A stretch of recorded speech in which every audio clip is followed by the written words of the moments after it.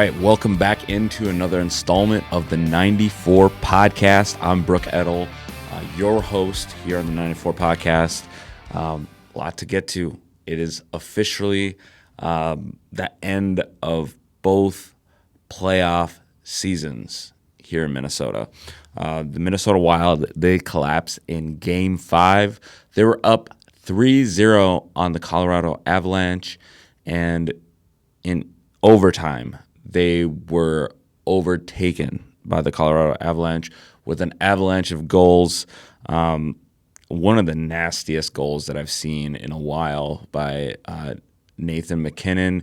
And I think it was also set up by that huge miss during the Winter Olympics. MacKinnon, got the goal, forced overtime, and Colorado was able to skate to a 4-3 series clinching overtime victory. Devastating loss for the Minnesota Wild. But again, this is against the President's Cup winners, so no shame in getting defeated in a tough series. But again, the season does come to an end for the Minnesota Wild. What a run it was to get past the first round and the first time in, I believe, 10, 11 years. So breaking that drought of 10 years plus is major for this franchise. And I know with Billy Guerin, he's going to be busy in the offseason. So it'll be interesting what he does to surround Kirill Kaprizov. You got Brock Faber, Matt Boldy, and you also have Quinn Hughes. You got to get Quinn Hughes extended. You do have a young core with the Minnesota Wild. I'll be watching to see what happens with the rest of the Stanley Cup playoffs, but I do expect them to be back and possibly in a Western Conference Finals and possibly getting to their first ever Stanley Cup berth. Which I think is on the horizon. It's a lot closer than people do realize. You just need that chemistry to build, and I think that will build over the next couple of years, especially with this young core. So as a Wild fan, I think it is an exciting time to be a Wild fan. But again, the ride is cut short. They lose to the Colorado Avalanche in 5 games, 4-1. Colorado will move on to the Western Conference Finals. We'll see how that plays out. You also got Carolina in the East, so that could possibly be a collision course between those two weather forces, Hurricanes, Avalanche. I think that would be a great Stanley Cup final. And let's shift gears as well to the NBA. Another team was eliminated. The Minnesota Timberwolves were eliminated, losing 139-109 in Game 6, losing to the San Antonio Spurs. San Antonio Spurs advance to the Western Conference Finals, the first Western Conference Finals for Victor Wembanyama. And Victor Wembanyama had a great series against the Minnesota Timberwolves. They really had no answer for him down low. Rudy Gobert, again, you could only ask him to do so much against just a freakish player in Victor Wembanyama. Anthony Edwards was not 100% in this series. He did rush back with the aspiration that this team could make it to the NBA Finals. That season was cut short, and the Minnesota Timberwolves are looking for answers. With Julius Randle, you don't know what his future holds. You got guys like Ayo Dosunmu. You got guys like Jaden McDaniels. We don't know who's going to step up to be that true number 2 for Minnesota, because I think that is what they're lacking. And with San Antonio, you know that you got Victor Wembanyama and then you have Stephon Castle. They have a Batman and Robin. Right now, the Minnesota Timberwolves just have Batman. They haven't found their Robin yet. And I know with the trade a few years ago with Karl Anthony Towns getting traded to the New York Knicks, and you bring in Julius Randle, Dante DiVincenzo, and you're hoping that Julius Randle is able to be that veteran that's going to step into that number 2 role and be a consistent number 2, and that's something that hasn't been the case. Where I know that Tim Connolly is also going to have a busy offseason, like we mentioned with the Wild with Bailey Guerin. I think Tim Connolly is going to be busy this offseason, wheeling and dealing. I know with this draft class coming up, it's going to be one of the most touted draft classes since LeBron's draft class back in 2003 with Dwayne Wade, Chris Bosh, Carmelo Anthony. You just got so much talent in this upcoming draft. AJ DeBonsa, Darren Peterson. You also got Caleb Wilson. You also got Boozer, Cam Boozer, Carlos Boozer's son, one of the twins. One twin did stay at Duke. And then you got Koa Pete as well from Arizona. So this will be interesting to see how the Timberwolves navigate the offseason. So they lose 139-109. That is a spanking. They got spanked. They get bounced out. They lose by 30 in the final game. Respect to San Antonio, though. I think San Antonio does pose a threat to Oklahoma City. I think that would be a great series. Early on, I think Oklahoma City is going to get tested, especially with the defensive capability and the athletic ability of San Antonio. I think they are going to be a really good matchup, especially with Chet and Victor going back and forth at each other. I think it's going to be basketball cinema. On the Eastern Conference, the New York Knicks await the winner of the Detroit Pistons and Cleveland Cavaliers. I think it's going to be Detroit. Cleveland had their opportunity, I think, in Game 6, but Game 7 back in Detroit, that's a tall task. That's a tall task for Cleveland to go back into that hostile environment in Detroit and bring it. So it could possibly open up Detroit for the Eastern Conference Finals because they are the number 1 seed. And this is their second 7-game series of these playoffs. 7-game series against Orlando, 7-game series against Cleveland. Again, we might see a 7-game series with New York if Detroit is able to hold on and complete the comeback in this series. James Harden, though. I got to give James Harden his flowers. He's definitely stepped up these playoffs. Donovan Mitchell, Jared Allen, Evan Mobley. Just a fun team with Cleveland. So if they're the ones that are representing in the Eastern Conference Finals against New York, I welcome that too. I just feel, though, that Detroit just got too much with Cade Cunningham, Jalen Duren. They just got so much. They I think with Tobias Harris as well, they just have waves, and I think the waves are just too much right now for Cleveland. Again, we'll figure this out late Sunday for this game, and a lot of people agree with me. Detroit is the favorite. They're coming in as almost like a 70% favorite in this matchup. You got Cade Cunningham, Jalen Duren. You got a full I mean, you got some injuries. I think right now, game time decision is going to be Larry Nance Jr. But both these teams, they score a lot of points. They're scoring roughly 120 points per game. Points against, I think Detroit's doing a better job at a 101 to Cleveland's 109. Just a up-tempo pace. The field goal percentage is impressive at 49% for Detroit, 48% for Cleveland. So they are making shots. They're moving the ball around. The last couple of games, Detroit, they lost they lost in overtime. That was the 117-113, and that's when Cleveland went on a 3-game win streak.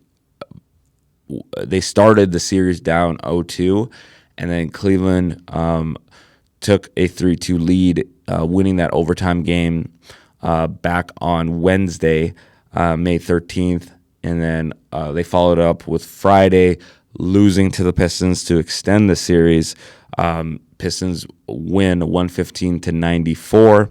Again, it's Game 7. It's seventh heaven. That's one of the favorite things that I like to say in just general in playoffs is Game 7. Whether it is hockey, whether it is NBA, whether it's MLB, sign me up for Game 7s. We have a Game 6 in hockey coming up. Sabres and Canadians, I'm definitely on the Buffalo bandwagon, and I hope Buffalo is able to extend it tonight to bring it to a Game 7.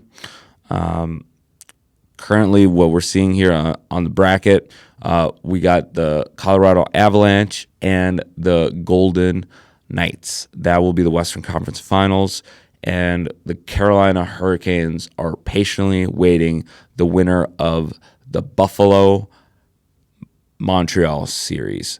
As we mentioned, that will be playing a Game 6 later today.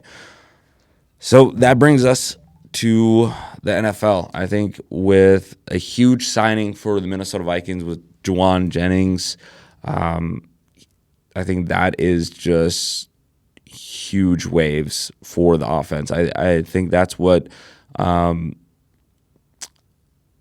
Vikings needed to do. They needed to, and we were talking about this earlier with Jim, that we were thinking possibly Brandon Ayuk, but we get Juwan Jennings, a clutch, a guy that's not afraid to run block. I think this is a positive move, and I think it brings that toughness. And I think that's what was missing with the Vikings this last season is you need more toughness, especially in the run game, and knowing that it is a brutal division and knowing that the schedules were out. I mean, the schedules did come out on my birthday. Happy belated birthday to myself. And it was a really cool gift to see how the schedule is looking to shape up. Because there are some great games. Week 1, just week 1 by itself, the Vikings are going to be hosting the Green Bay Packers. And Vikings, Packers, week 1, sign me up. I think that is going to be juiced up. That's going to be an afternoon game, probably game of the week in the NFC North. And then game 2, or week 2, I should say, you go on the road and you pay a visit to Chicago. So you'll be in the Windy City. That'll be a noon kickoff. That'll be against Caleb Williams. So you only get Jordan Love and Caleb Williams in the first 2 weeks. I think you get a good answer of what this Vikings team is going to look like in the first half of the first quarter of the season. And then week 3, you get the Vikings going on the road to Raymond James Stadium to take on Baker Mayfield. So who will be the week 1 starter for the Vikings? Kyler Murray or J.J. McCarthy? That's a debate for another day. But we know that the starters are going to be Jordan Love, Caleb Williams, and Baker Mayfield. That is a stout lineup for the first 3 weeks. So Brian Flores is going to have his work cut out for him in the first 3 weeks. And then we move to week 4. And then you get a little bit more of a question mark here. Is it going to be Quinn Ewers, Malik Willis? Again, we don't know who's going to be the starter for the Dolphins. More likely it's going to be Malik Willis week 4, and it will be at U.S. Bank Stadium. So that'll be a home game, second home game for the Vikings will be against the Dolphins. That will be a 3:05 kickoff. Same with Tampa Bay, 3:05 kickoff. So a couple of late starts for the Vikings early in the season. Week 5, the Vikings take a trip to the Bayou and they go to New Orleans. So that'll be a noon kickoff. I really like New Orleans and what they've done. They got a special thing, I think, with their quarterback. I think with a lot of people, I'll be one of them I'll admit this. I did not believe in the pick. When New Orleans, they went out, they got their guy, Tyler Shaw, and I didn't know. Like, hey, the guy is 6'5", out of Louisville. For me, it seemed like he was not playing elite competition, but he's making winning plays for New Orleans. So I think that will be a battle. That will be a battle. It's always a battle against New Orleans. They're a rival of the Vikings. So that will be a juiced-up game. That will be October 11th, and then that will lead to the bye week. So Vikings get a bye week, week 6, early bye week, and they return week 7 against the Indianapolis Colts. Indianapolis Colts will be a noon game. More likely will be Daniel Jones' homecoming of sorts back to U.S. Bank Stadium. And then week 8 after the Colts, you get a road trip to Ford Field, so you get to play in the kitty litter. So Detroit, last place in the division. I know that they will be ready to go, especially after the sweep last year of the season. Both Green Bay and Chicago were 1-1, but the sweep against Detroit was sweet, especially knowing that Detroit has had our number the last couple of years. So expect Detroit to be ready to go with Jared Goff in that game. Week 8, week 9, you get Monday Night Football. Dun, dun, dun, dun. Josh Allen and the Buffalo Bills and Joe Brady will be in U.S. Bank Stadium for Monday Night Football under the lights. This is going to be a good one. This is definitely one that I'm circling on the calendar. I wouldn't mind showing up for that game. That will be week 9. Week 10, fast forward, a trip to Lambeau Field. And again, this could be a huge matchup. This could also decide who is going to be winning the division. So these games count as 2. And Green Bay, mid-November, it's going to be the deer hunting season. I want the Vikings fans to show up in droves. And I think this is a winnable game. Week 10. Week 11, Mexico City. You get to go to Mexico City, play one of the international games against the San Francisco 49ers. Coach, I think the 49ers are going to catch an international L against the Vikings. That will be a 7:20 kickoff. So some primetime games there. I believe that might be a Monday night game if I'm not mistaken. Week 12. Back home. It'll be a home game in Mexico City, so the Vikings do lose an extra home game, but they get home against the Atlanta Falcons. Again, we don't know. Is it going to be Michael Penix? Tua Tagovailoa? We don't know who's going to be starting for the Atlanta Falcons week 12. Week 13. Now you're talking. Bryce Young making a trip to U.S. Bank Stadium to face either J.J. McCarthy or Kyler Murray. That will be a great game. That's a 3:25 kickoff. So a lot of late games. And Sunday night against the New England Patriots. Mike Vrabel, Kevin O'Connell, good friends. This will be a great battle. Drake May, J.J. McCarthy, or Drake May, Kyler Murray. That'll be a great matchup to watch. And then you get another primetime, a lot of primetime games here. The Detroit Lions will be in US Bank Stadium. So another 7:20 kickoff, Week 15. Week 16, you get another home game against the Commanders. TBD on the time for that game that potentially could get flexed out. Week 17 at the New York Jets. So Aaron Glenn, possibly will they have an interception at this point for the defense? Again, will it be Geno Smith? Will we see another quarterback at the helm for the New York Jets at this point?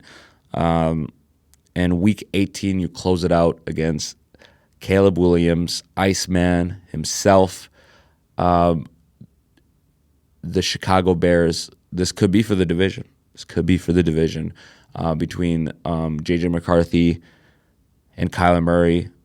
Brian Flores in this defense will have their work cut out for him. And I believe Justin Jefferson, and throughout this whole schedule, I think he's going to have a career year. I think he's going to have one of his best seasons as a Minnesota Viking.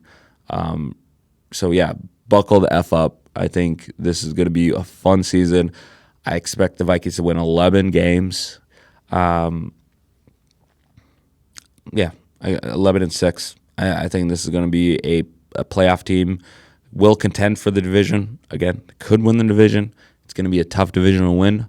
But I'm expecting 11 wins out of this Vikings team. Just taking a quick glance at the schedule, I think 11 wins are doable. Just looking at the entire slate, I think it is a tough schedule, but it's not a schedule that I'm afraid of. I think it is something that Vikings fans should just get really excited about. That their team, even on a down year, they were still beating their division. Did not get swept, and I think that's huge. And the way that they close the season with a 5-game winning streak, I think that's going to speak volumes into how they kick off this year, and knowing that the urgency is you got to start fast and close. I think that's going to be huge for the offense, and also protecting the football. I think that's going to be paramount for the Vikings to see a lot of the success. So I'm excited to see how training camp works out. It's officially Viking season. I mean, you got Timberwolves and Wild out. It's Viking season. I mean, Lynx are doing really good. Olivia Miles, the number 2 pick, she beat the number 1 pick, AZ Fudd, and the Dallas Wings, 90-86. And she's looking like a really good point guard. She could be PG1 in a couple years in the WNBA. And her and Natasha Howard, nice pick and roll action. Other notes, real quick. My Cubs won, beat the Pale Hose, the Southsiders. Again, we beat them at their own park. So yeah. So I'm really excited for the rest of that series. It's rivalry week. You got the Twins and Brewers. Twins lost to the Brewers, but we'll see how the rest of the series go. Go Twins. And Jim, his Red Sox lost to the Atlanta Braves. Atlanta Braves are just one of the best teams. My Cubs, they lost 2 out of 3 to the Braves. So I know with a lot of these rivalries, it's really cool to see the interleague play for baseball. And I know that's only heating up. I know we're in mid-May, inching closer and closer to June. And before we know it, we're going to be talking about August, September. But just enjoy the season. Excited to see the schedule is out. As I mentioned, just had a birthday, so I'm in just a really good mood. Despite two teams being eliminated with the Wild and the Timberwolves, we'll still continue to be watching the playoffs and really excited to see how this plays out, because there's legacies to be written. Chet, Victor, that's the chapter 1 in their saga of Western Conference Finals,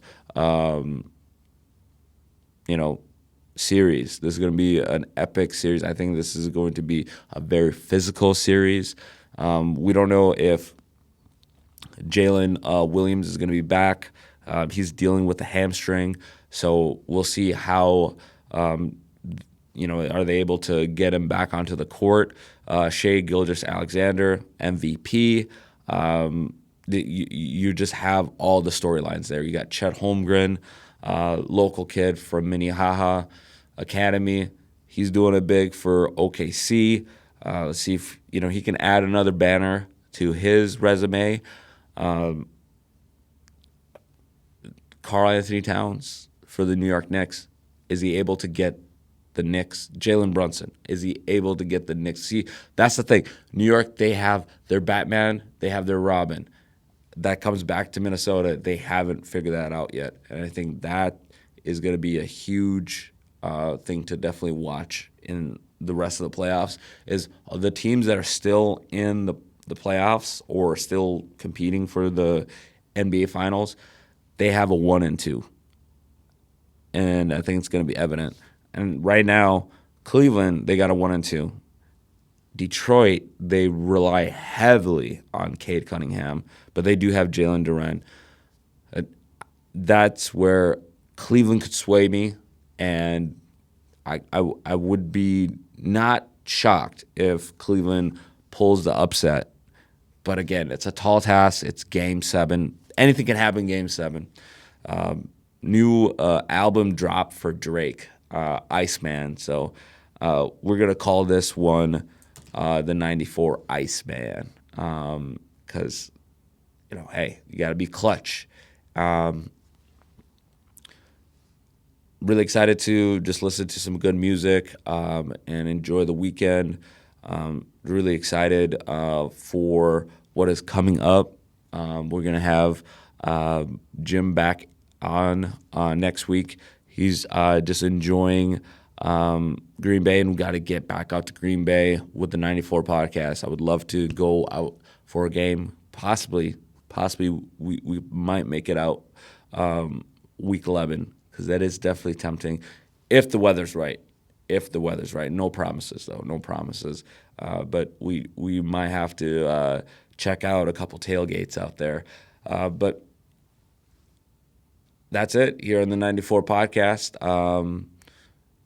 Definitely make sure to like, subscribe, tell a friend, share with a friend. We also got merch coming out. Check us out on TikTok. Also follow us on Instagram. I'm the Free Minded, and also 94 podcast on Instagram. Follow us. We'll interact. But until next time, here on the 94 podcast, I'm Brook Eddle, and we'll see you at the TOP. We're out.